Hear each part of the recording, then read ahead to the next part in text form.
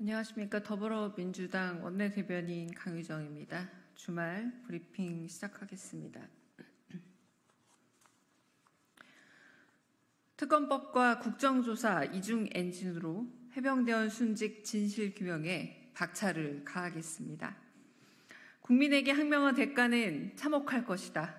어제 있었던 해병대원 순직 및 수사외압 사건 특검법 국정조사 촉구 범국민 집회에서 나온 말입니다. 여당과 대통령실이 발목 잡는 동안 오히려 김건희 여사 개입 의혹이 더 커지고 있습니다. 임성근 사단장 구하기에 대통령뿐만 아니라 영부인마저 개입한 정황이 뚜렷해진 겁니다. 아는 사람, 가까운 사람 구하기에 진실을 희생하고 소임을 다한 박정원 대령을 제물로 바쳤다면 결코 용납할 수 없는 권력 사유화이자 국정농단입니다. 떳떳하다면 해병대원 특검법을 수용하십시오. 또 거부한다면 그건 자백입니다.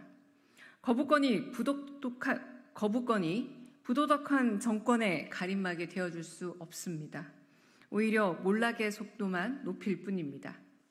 민주당은 특검과 국정조사의 이중 엔진으로 진실규명에 박차를 가하겠습니다. 국민 갈증 해소의 속도를 높이겠습니다.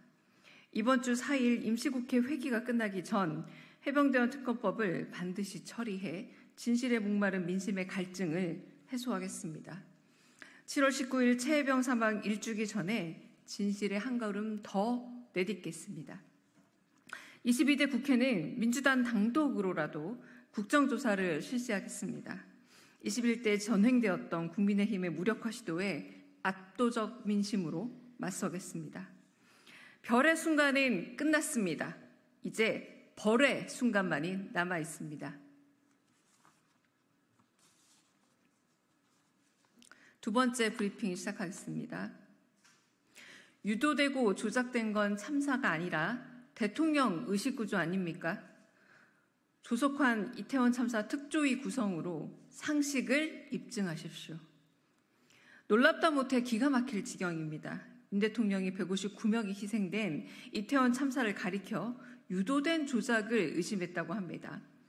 참사의 원인을 밝히고 재발을 방지해야 할 행정부 수반이 가장 저급한 음모론에 기울였던 겁니다.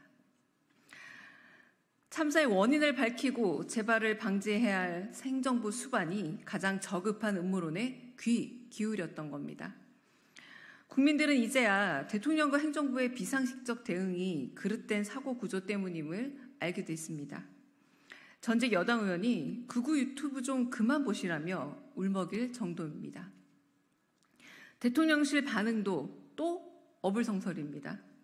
입법부 수장의 진언을 왜곡이라 폄훼하더니 이태원 특별법을 과감하게 수용했다며 왜곡을 시전 중입니다. 특별법이 참사 후 1년 반이 넘도록 헤맨 게 대통령의 과감한 거부 때문인 건 다 잊은 겁니까? 다른 정황도 본물 터지고 있습니다. 여의도 연구원의 보고서가 이태원 참사 사후 책임으로 이상민 장관의 경질을 언급하자 또 격노했다는 겁니다. 159명의 인명피해를 낳은 참사의 원인을 규명하고 재발을 방지해야 할 대통령이 음모론에 경도되어 자기 식구 안위에만 집중했습니다. 위로해야 할 유가족은 멀리하고 국감장에서도 웃기고 있네 라며 조소하더니 그 몰인정의 근간이 고작 음모론이었던 겁니까? 도대체 얼마나 많은 국정 운영에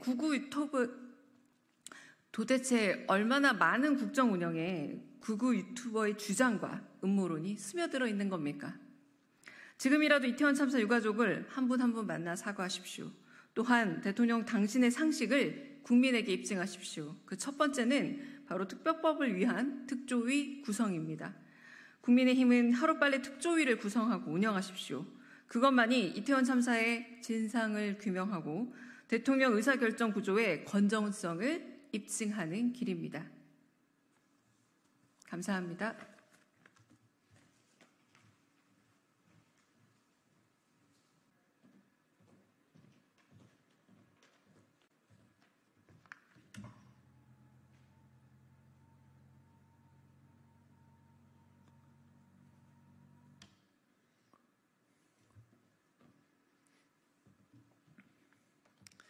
더불어민주당 수석대변인 이해식입니다. 오늘 오후 브리핑 하도록 하겠습니다. 5.18 망언 김재원에게 면죄부 준 국민의힘. 앞으로 5.18 정신 우는 말기 바랍니다. 지난 28일 국민의힘 선거관리위원회는 5.18 정신 헌법 수록 약속이 표를 얻기 위해 립 서비스한 것이란 취지의 발언으로 당원권 자격정지 1년의 중징계를 받았던 김재원 전 의원의 전당대회 출마 자격을 당헌 당규상 결격 사유가 없다며 인정했습니다. 5.18 민주화운동 폄훼 등 논란으로 자격심사에서 탈락했음에도 김 의원의 이의 신청을 받아들이는 방식으로 기존 입장을 슬그머니 뒤바꾼 것입니다. 이로써 국민의힘은 지난 총선 공약이자 윤석열 대통령의 대선 공약이기도 했던 5.18 정신의 헌법 전문 수록에 대한 약속은 립 서비스에 불과한 것이며 표 얻으려면 조상 묘도 파는 국민의힘식 정치를 공식화한 것으로 볼 수밖에 없습니다.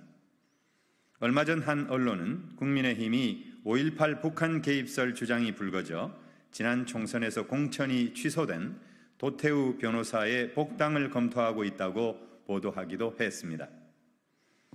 광주에서는 무릎을 꿇고 5월 영령들께 참회하는 척하다가도 전광훈 목사 같은 사람들을 만나면 킬킬거리며 립 서비스 운운하는 국민의힘은 과연 무엇이 진심입니까?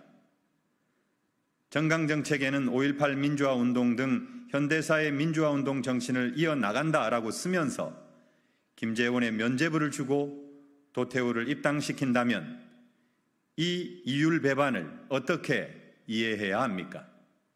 이제 국민의힘의 헛된 약속에 더 이상 속을 국민은 없습니다.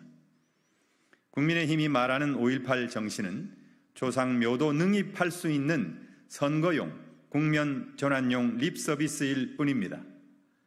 앞으로 5.18 정신을 입에도 올리지 말기 바랍니다. 5.18 영령과 민주시민을 더는 욕되게 하지 마십시오. 감사합니다.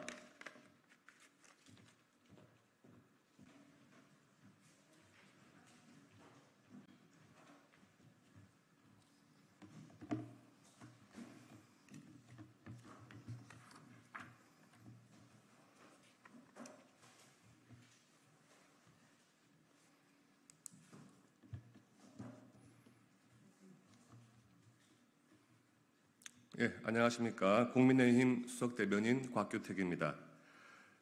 금일 열렸던 제19차 고위당정협의회 결과를 브리핑하겠습니다. 오늘 고위당정협의회에서 논의 결정한 사항은 다음과 같습니다. 첫 번째, 화성 공장 화재 사고 피해 수습 및 재발 방지 대책입니다. 당정은 지난 6월 24일 발생한 화성 공장 화재 사고로 소중한 생명을 잃은 23분의 명복과 유가족에 대한 깊은 애도의 뜻을 표명하고 신속한 피해 수습을 위한 지원에 총력을 다한다는 데 뜻을 같이하였습니다. 특히 당에서는 피해자 유가족에 대한 지원이 무엇보다 중요하다고 지적하고 장례부터 발인까지 빈틈없이 지원할 것을 당부하였습니다. 이에 정부는 화성시청에 마련한 재난피해자 통합지원센터를 통해 전담 공무원을 1:1로 배정, 편의를 제공하고 외국인 유가족의 경우 공항 입국, 이동 편의 등 밀착 지원에 만전을 기하기로 하였습니다. 또한 지난 25일에 정부 산하기관인 국가 트라우마 센터에서 설치한 통합심리지원단을 통해 화재 사고 피해자와 유가족을 대상으로 심리 지원에 최선을 다하기로 하였습니다. 아울러 산재보험금이 신속히 지급될 수 있도록 행정력을 집중하고 대한적십자사와 사회복지 공동모금회를 통해 재난 피해자 지원을 위한 국민성금 모금도 지속할 예정입니다. 한편 당은 이번 공장 화재와 같은 사고가 다시는 재발하지 않도록 범정부 정책 역량을 집중하여 관련 대응 방안에 대한 다각적인 검토를 당부하였습니다. 정부는 당의 의견에 따라 철저한 사고 원인 규명과 전지 화재 재발 방지를 위해 다수 관계 부처가 참여하는 TF를 운영하여 가능한 모든 정책 대안을 논의하기로 하였으며, 언론 등에서 지적한 문제점을 토대로 유사 위험 공장과 시설에 대한 점검, 비정규직 및 외국인 근로자 대상 화재 안전 교육, 공장 건축물 마감재에 대한 내화성 강화 방안, 소방시설 기준 등을 검토하고 종합 대책을 마련하기로 하였습니다. 다음, 소상공인 자영업자 종합 대책입니다. 당정은 최근 어려움을 겪고 있는 소상공인에 대해 신속하고 충분한 지원이 필요하다는 데 인식을 같이 하고 소상공인 자영업자 지원 방안을 논의하였습니다. 당은 야당이 주장하는 민생회복지원금이 무차별적이고 일시적이며 충분하지도 않은 지원 방식으로 심각한 재정 부담을 야기하면서도 정책 효과가 낮다는 점을 지적하며 보다 근본적이고 구조적인 대책을 마련해야 한다고 강조하였습니다. 이에 정부는 배달비, 전기료 등 최근 소상공인의 부담을 가중시키고 있는 주요 비용을 대폭 낮춰주는 다양한 방안을 검토하기로 하였습니다. 우선 경영 애로를 겪고 있는 소상공인을 대상으로 정책 자금 최대 63만 5천 명 정도가 예상됩니다.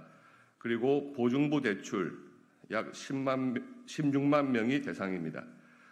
상환기간을 대폭 연장하고 고금리를 저금리로 바꿔주는 대환대출 대상도 중저신용 차주까지 확대하기로 하였습니다. 둘째, 최근 소상공인 부담이 큰 배달 수수료와 관련 정부, 플랫폼 사업자, 외식 업계가 협력하여 상생 방안을 마련하는 한편 영세 음식점에 대해서는 배달비를 신규 지원하는 방안을 검토하기로 하였습니다.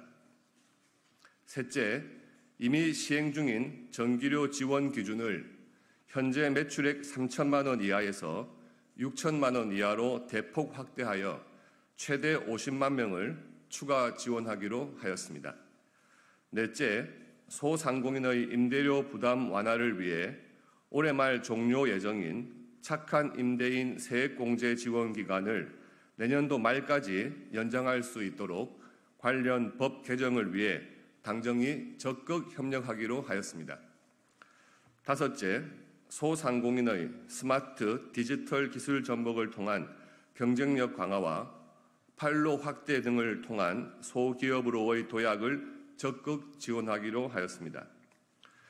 끝으로 정부는 심각한 경영 애로를 겪고 있는 소상공인에 대해서는 채무 조정 등을 위한 새 출발 기금 지원 규모를 대폭 확대하고 지원 요건도 완화하는 한편 취업, 재창업을 지원하기 위한 확실한 재기 지원 방안도 마련하기로 하였습니다. 당은 여전히 상당수 소상공인들이 정부 정책을 알지 못하고 안내받기 어려워하는 상황임을 지적하며 소상공인이 원하는 서비스를 손쉽게 상담받을 수 있도록 전달 체계를 보완하고 홍보를 강화해 줄 것을 당부하였습니다. 특히 금융, 취업, 창업, 경영 안정 등을 위한 필요한 서비스를 한 번에 안내 지원받을 수 있도록 관계부처가 협업해 체계적인 소상공인 지원 시스템을 구축해 줄 것을 촉구하였습니다. 다음, 보이스피싱 및 불법 사금융 근절 방안입니다. 당정은 먼저 인터폴 중국 공안 공조를 강화해 피싱 범죄 해외 조직 검거에 주력하는 한편 특별 단속기관을 운영하여 피싱 범죄에 대한 집중 수사를 벌이기로 하였습니다. 또한 휴대폰, 계좌 신규 개설 시 본인 확인 절차를 강화하고 사기 이력 계좌의 이체 한도도 제한하여 재사용을 차단하기로 하였습니다. 한편 최근 불법 스팸의 증가 원인으로 문자 발송업체의 해킹 등 개인정보 보호 부실 문제가 제기되는 만큼 7월 말까지 긴급 점검을 실시하고 그 결과 등을 토대로 문자 발송업체의 등록 여건과 보안성 의무 강화, 의무 위반 시 과징금 부과 등 제재를 강화하는 방안도 검토하기로 하였습니다. 이와 함께 신고 접수 기관의 범죄 통화 내역을 통신사에 제공함으로써 통신사가 AI 기술을 적용해 피싱 범죄를 판별하고 고객에게 위험을 알려주는 기술의 조기 상용화를 지원하기로 하였습니다. 당정은 또한 보이스피싱 신종 수법과 피싱 사기 예방 방법을 집중적으로 알리는 한편 온라인 통합 포털 구축, 챗봇 상담 등을 통해 국민들이 쉽게 도움을 받을 수 있도록 지원하기로 하였습니다. 아울러 당정은 불법 사금융 범죄는 서민들의 삶을 파괴하는 사회적으로 심각한 폐해를 유발함에도 처벌이 미온적이라는 점에 공감하고 강력한 대책을 마련하기로 하였습니다. 조직적, 상습적, 취약계층 대상 범죄 등 죄질이 불량한 사건은 철저하게 수사하여 현행 법상 가능한 모든 수단과 벌칙을 적용하여 처벌하고 관련 법 제도도 개선하기로 하였습니다. 특히 사회적 약자를 대상으로 상습 불법 대출, 추심한 자는 구속을 원칙으로 하고 조직 총책은 법정 최고형 구형을 추진하기로 하였습니다. 당정은 최근 불법 사금융 범죄가 온라인 광고, 대부 중개 사이트 등을 통한 비대면 방식으로 확산되는 상황에 신속하게 대응하기 위해 온라인 포털사와 협력하여 불법 대부 광고를 선제적으로 차단하고 대부 중개 사이트 관리 감독을 강화하는 방안도 적극 검토하기로 하였습니다.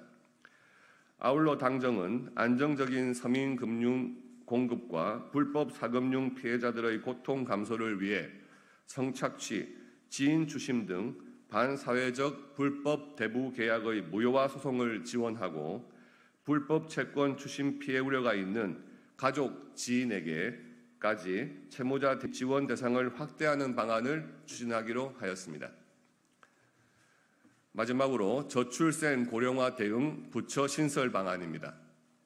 당정은 저출생 고령화 대응을 위한 강력한 컨트롤 타워로서 부총리급 기획부처인 인구전략기획부 신설에 공감하며 정부 조직 개편 방안에 대하여 심도 있는 의견을 나누었습니다.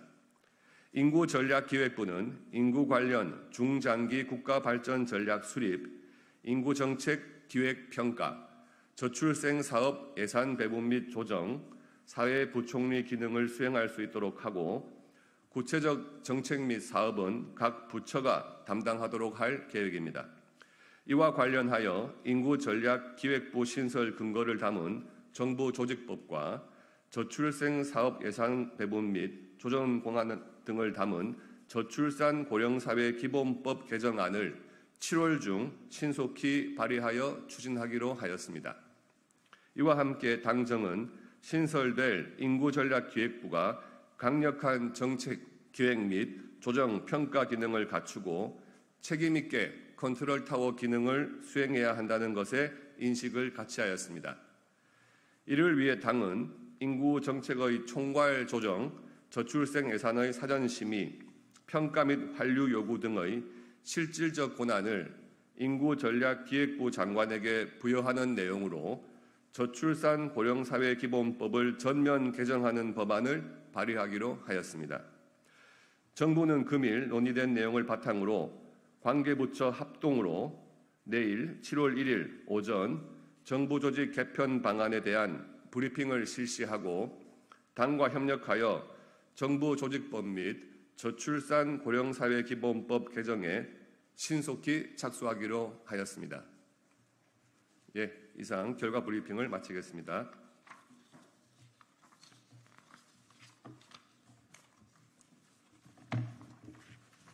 감사합니다.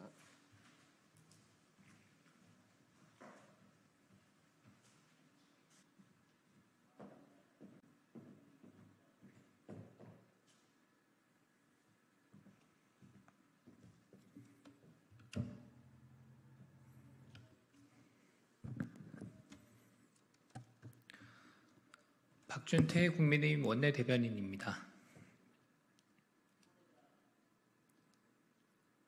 김현 의원님, 의의 눈물을 흘린 직원에 대한 사과가 먼저입니다.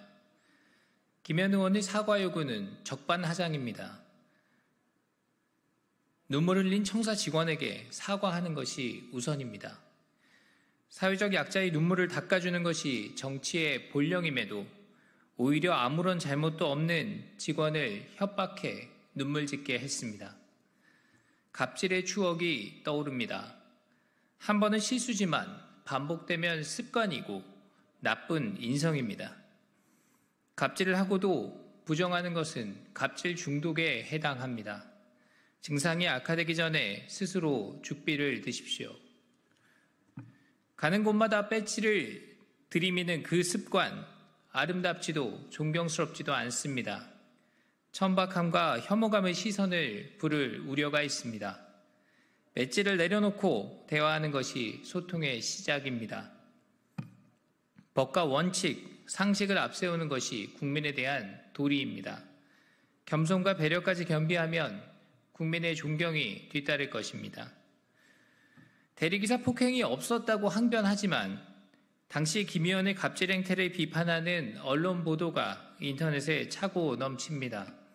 손바닥으로 하늘을 가릴 수 없습니다.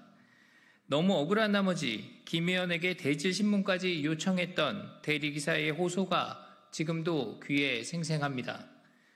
잘못을 지적하자 사과를 요구하는 적반하장, 갑질을 당한 청사 직원과 대리기사에 대한 2차 가해에 해당합니다.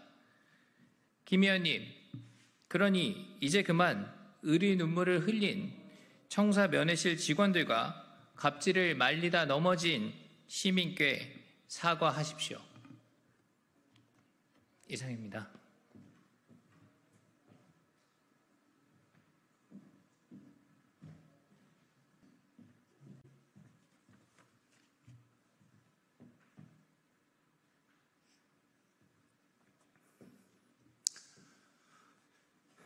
시작캠프 정광재 대변인입니다. 논평 시작하겠습니다. 아무리 공한증에 시달린다 해도 협박과 분열의 정치는 안 됩니다. 당의 축제가 돼야 할 전당대회에 협박과 네거티브, 분열적 언사만 등장하고 있습니다. 사실상 아무런 준비 없이 뒤늦게 나선 후보는 물론 덧셈의 정치를 외치던 후보 등 모든 당권 주자들이 한동훈 후보를 향해 배신 운운하며 약속한 듯 인신공격성 공세를 펼칩니다. 발생할 가능성이 전무한 대통령 탈당을 입에 올리는가 하면 탄핵 시나리오를 언급하며 전당대회를 공포의 장으로 만들고 있습니다. 이는 당원과 국민에 대한 협박 정치이자 공포 마케팅입니다. 상대 후보들이 이야기하는 대통령 탈당과 탄핵은 윤석열 정권의 성공을 돕고 우리 정당의 정권 재창출을 이뤄내겠다는 비전은 없이 단지 이번에 당권만 쥐면 된다는 야욕의 수단에 불과합니다.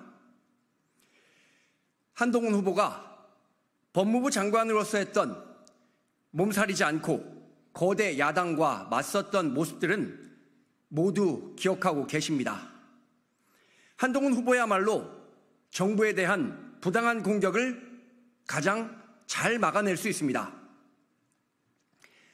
상대를 향해 어떻게든 씌우려 악의적 배신 프레임은, 이 문장 다시 하겠습니다. 상대를 향해 어떻게든 씌우려는 악의적 배신 프레임은 분명 당원과 국민의 심판에 직면할 것입니다. 한동훈 특검법을 주장하며 국민의힘 전당대회에 노골적으로 개입하려는 야당의 정치 공세도 점입가경입니다. 야당은 이미 공수처와 경찰 수사심의위원회 등 수사기관에서 무혐의로 종결된 사안을 두고 특검을 하겠다고 나섰습니다. 게다가 정작 법안의 내용을 보면 한동훈 후보가 아니라 사실상 윤석열 대통령님을 겨냥하는 내용의 특검입니다. 7월 전에 입법하겠다고 밝힌 것은 국민의힘 한동훈 대표 체제에 대한 두려움의 방증이며 우리 당의 전당대회에 개입해 국민의힘을 분열시키겠다는 의도입니다. 결국 국민께서 부여한 신성한 입법 권력을 당대표 개인의 앙심을 해소하는 데만 활용하겠다는 것 아닙니까? 한동훈 국민의힘 대표 체제에 대한 공한증이 정치권에 퍼지고 있지만 정작 한동훈 국민의힘 대표 체제에 대한 당원과 국민의 열망은 커져만 가고 있습니다. 한동훈 후보는 오직 우리 당의 변화에 대한 열망과 성원을 동력으로 국민의힘을 이기는 정당으로 만들어 가겠습니다. 고맙습니다.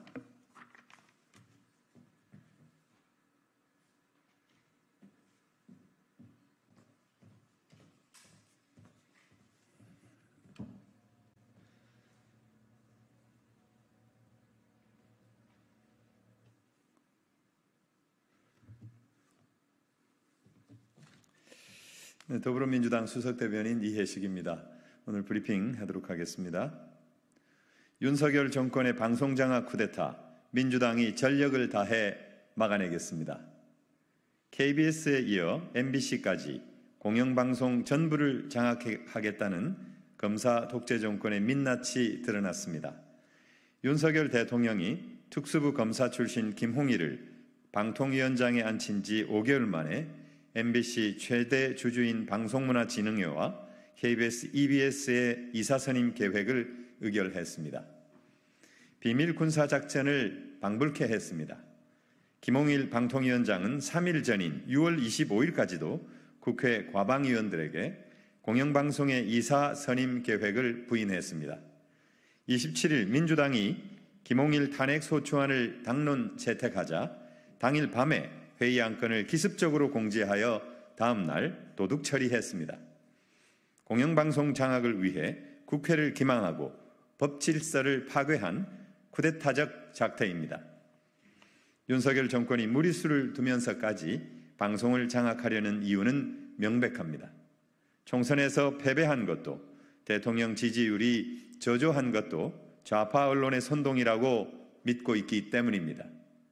특히 눈엣 가시인 MBC를 이틀막하여 국민의 눈을 가리고 귀를 막고 싶기 때문입니다.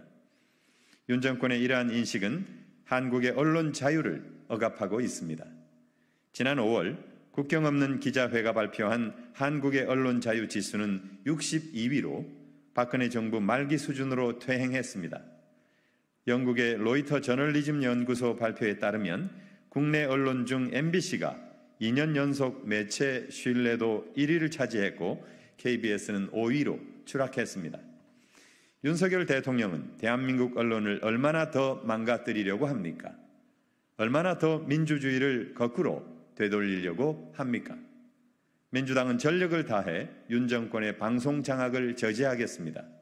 위헌적, 위법적인 방통위 2인 체제가 저지른 불법 부당한 결정들을 무효화시키겠습니다. 방송사법을 통과시켜 공영방송을 국민의 품으로 돌려놓겠습니다. 감사합니다.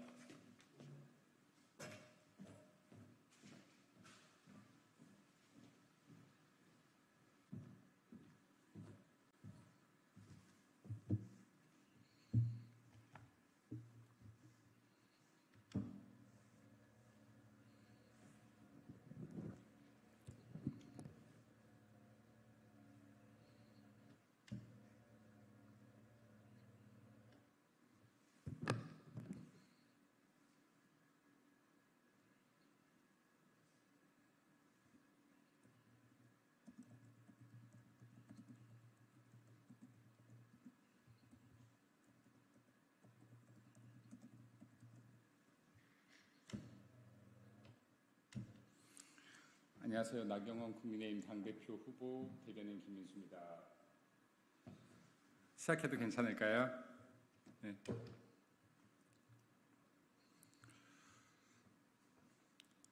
공안증의 다른 이름은 보수 분열에 대한 공포입니다. 대통령은 안전하십니까?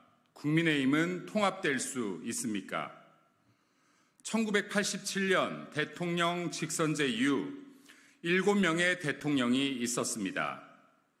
노태우, 김영삼, 김대중, 노무현 대통령이 탈당했고 박근혜 대통령은 출당당했습니다. 오직 이명박, 문재인 대통령만이 끝까지 당적을 유지할 수 있었습니다. 어찌 발생 가능성이 전무한 대통령의 탈당이라는 말로 당원의 눈을 가리려 하십니까? 당원들은 탈당을 넘어 또다시 우리 대통령을 출당시키지 아닌지 두려워합니다. 당원들은 박근혜 대통령을 우리 손으로 내쳤던 그 장면을 잊지 못했습니다. 보수는 갈라지고 분열됐습니다. 그렇기에 당원들께서 계파 정치, 분열의 정치는 더는 안 된다 목소리를 높이는 것입니다. 보수를 사랑하는 당원과 국민은 두렵습니다. 한 개인의 적개심이 우리 보수의 아픈 역사를 되돌리는 것은 아닌가? 또다시 우리 대통령을 쳐내고 당이 무너지는 역사를 반복하는 것은 아닌가? 최병 특검의 칼끝은 명백히 대통령을 향해 있습니다. 이러한 진실이 보이지 않는다면 정무적 감각이 서리걷음을 방증합니다. 특검의 칼끝이 어디를 향하고 있는지 알면서도 특검 수용을 주장한다면 사익을 위해 정의에 눈감은 정치꾼임을 방증합니다. 108석입니다. 보수의 가치를 지켜내고 윤석열 정부의 성공을 견인하며 대한민국을 진일보시킬 수 있는 힘은 오직 108명 단결된 힘에 있습니다. 국민의 45%는 보수가 지켜왔던 가치를 믿고 성에 차지 않는 국민의힘을 향해 표를 주셨습니다. 보답하는 방법은 단결과 통합으로 보수의 가치를 재건하는 것뿐입니다. 어떠한 갈라침도 안 됩니다. 한동훈 후보가 스스로 자처한 배신 프레임을 극복하고 싶다면 최상병 특검을 수용하겠다는 주장부터 명백하게 철회하길 바랍니다. 어떠한 화려한 말보다 최상병 특검을 철회하겠다는 말이 진정성 있지 않겠습니까? 이 세상에 공과 사가 어찌 흑백처럼 완벽하게 나뉠 수가 있겠습니까? 한동훈 장관이 지금 서 있는 그 자리, 젊은 나이에 대한민국 장관까지 역임한 건 역시 시험치고 된 것이 아니라 대통령과의 연에서 시작되었음을 잊지 않기 바랍니다. 공적인 자리, 공적인 업무는 있으나 혼자 크는 나무는 없습니다. 개인의 연을 쉽게 버리는 자가 어찌 공적인 연을 중하게 대할 수 있겠습니까? 당원들은 한동훈에게 묻고 있습니다. 대통령은 안전합니까? 국민의힘은 통합될 수 있는 것입니까? 네, 이상입니다.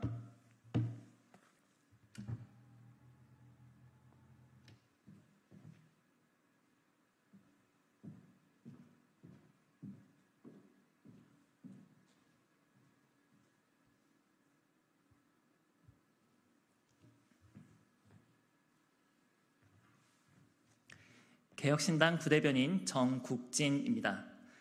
인구부 신설 전에 여가부 존치부터 정리해야 라는 제목의 논평 발표에 올리겠습니다. 정부와 국민의힘이 인구전략기획부를 신설하는 법안을 내달 발의한다고 발표했습니다. 대통령실 및 정부 고위 관계자는 여가부 폐지는 별개 사안이며, 다시 하겠습니다. 죄송합니다. 인구부 신설 이전에 여가부 존치부터 정리해야 라는 제목의 논평 발표하겠습니다. 정부와 국민의힘이 인구전략기획부를 신설하는 법안을 내달 발의한다고 발표했습니다.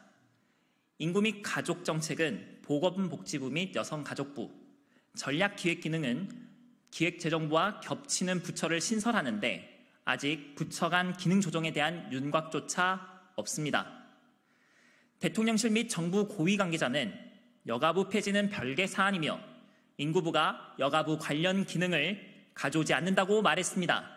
그러나 이대로면 기능 중복을 피할 수 없습니다. 타 부처와의 역할 조정이 명확치 않으면 인구부의 전신격인 저고위, 저출산 고령사회위원회의 위원장 직함이 부총리로 바뀌는 것 말고 큰 변화를 기대하기 어렵습니다. 현 정부 들어 보훈처가 국가보훈부로 격상됐지만 최상병 사건을 대통령실이 조그마한 사고라고 말한 것에서 보듯 보훈은 오히려 후퇴했습니다. 부처 신설이 정책 시행에 맞는 키가 될 수 없음을 보여주는 사례입니다. 게다가 작은 정부를 추구한다고 하면서 대통령실 인력과 정부위원회도 각각 30% 감축하겠다고 하고서는 되려 정부 조직을 신설한다니 앞뒤가 맞지 않습니다.